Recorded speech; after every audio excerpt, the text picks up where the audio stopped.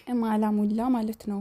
እያንዳንድሽ ማለት ነው የራስሽን ማንነት ደብቀሽ የሰውን ማንነት ለመናገር የምትሞክሪ በሙሉ ነው ዛሬ ማለት ነው ልንገራችሁ።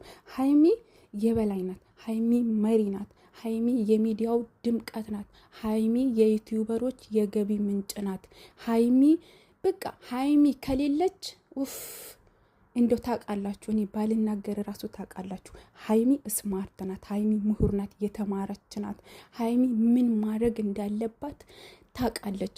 እንዲያታርጊ እንደዚያ። እሷ ግን እያንዳንዱ እንቅስቃሴዋን እያንዳንዱ ምን ማድረግ እንዳለባት ሀይሚ ታውቃለች።